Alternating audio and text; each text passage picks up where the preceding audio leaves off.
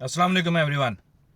BTC और market की update नज़र डालेंगे। बीटीसी की डोमिनेंस पे, बीटीसी की प्राइस पे, कहाँ से वो बाउंस हुई है और हमने कहाँ से बाय किया था। अल्हम्दुलिल्लाह बड़ा स्पॉट ऑन हमारा बाय था एग्जैक्ट एंट्री पे।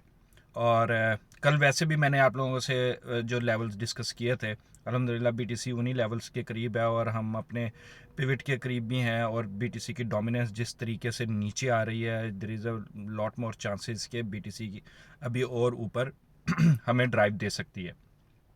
मगर अभी फ़िलहाल बीटीसी की रेजिस्टेंस कहाँ है और आगे पोटेंशियल रिजेक्शन शॉर्ट टर्म के लिए कहाँ से हो सकती है और दोबारा बीटीसी वापस कौन से लेवल्स पे आ सकती है, उसके ऊपर नज़र डालेंगे। और बीटीसी के टोटल बीटीसी के बाद जो टोटल 3 है उसके ऊपर भी नज़र डालेंगे कि बीटीसी के अभी जो पोटेंशियल मूव ऊपर की तरफ जा रहा है और बीटीसी की डोमिनेंस नीचे आ रही है, टोटल 3 जो कहाँ फंसा हुआ है और उसकी सपोर्ट कहाँ है।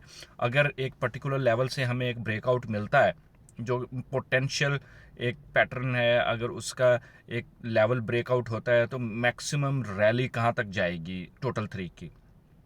देखें ये कब जाएगी ये अभी कहना मुश्किल है, क्योंकि फर्स्ट क्वार्टर तक थोड़े से हालात टाइट रह सकते हैं। 2026 के बाद उसके बाद पॉजिटिविटी आ सकती है।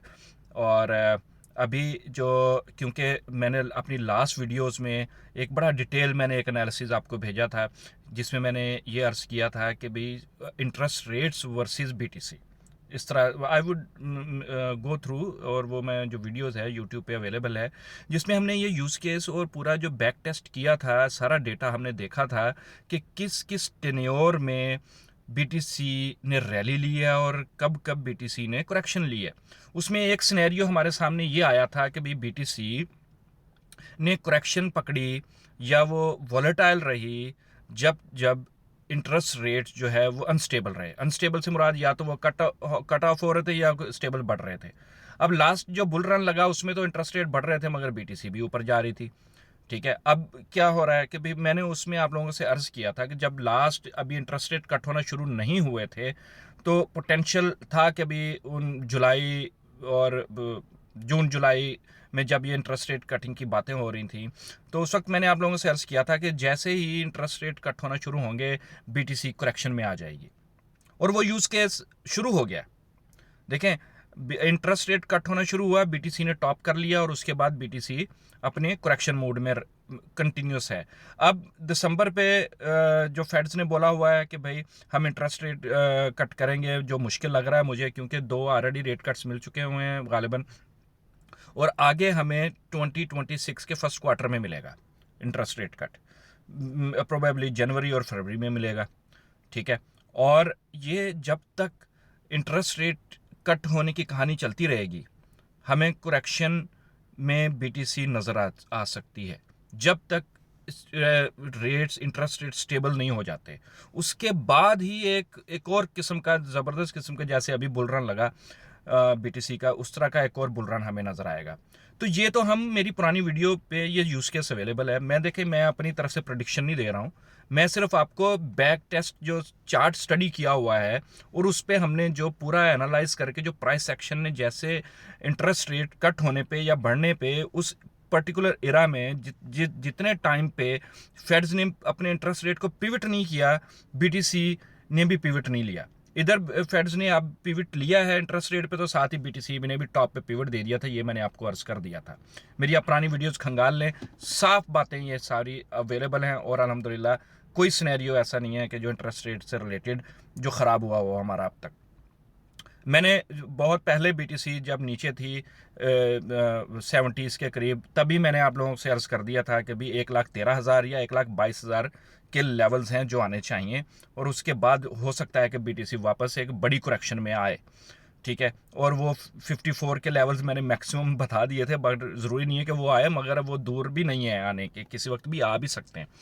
क्योंकि अब इंटरेस्ट रेट की कहानी चल रही है, तो जब तक इंटरेस्ट रेट कट होते रहेंगे बीटीसी हो सकता है कि अपने डाउन ट्रेंड में लेवल में रहे।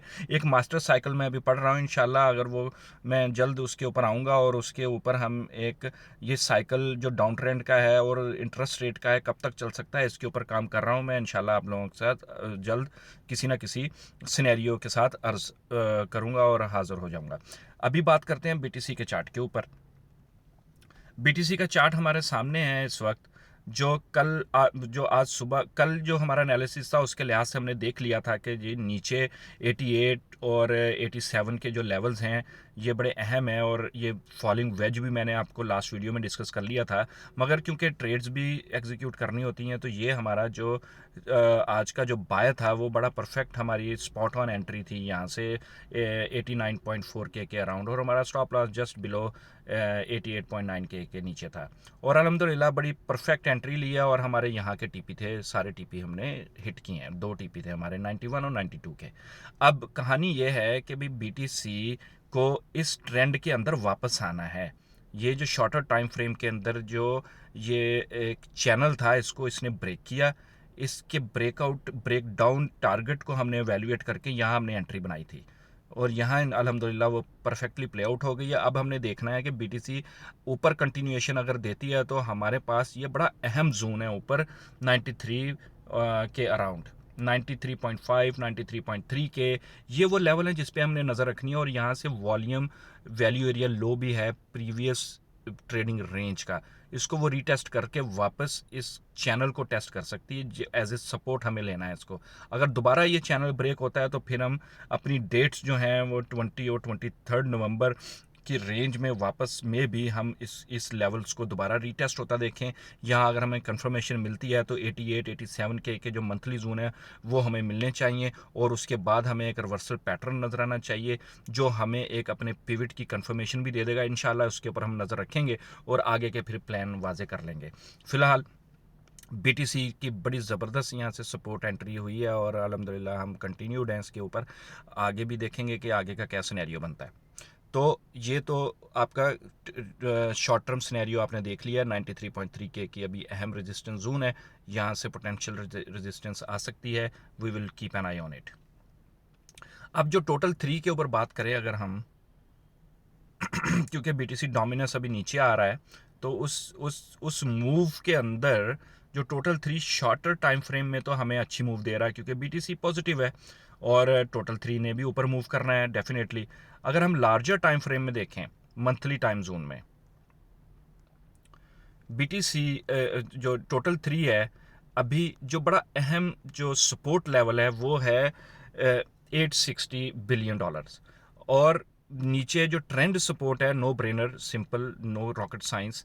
यहाँ ये जो टोटल 3 का जो लेवल है मोर और लेस, अगर फर्दर अभी शॉर्ट टर्म के लिए अगर बीटीसी की डोमिनेंस बाउंस करती है एक सपोर्ट लेवल से 58% के अराउंड से, तो वो हम देखेंगे। तो यहाँ से ये दोबारा बाउंस ले सकता है टोटल 3।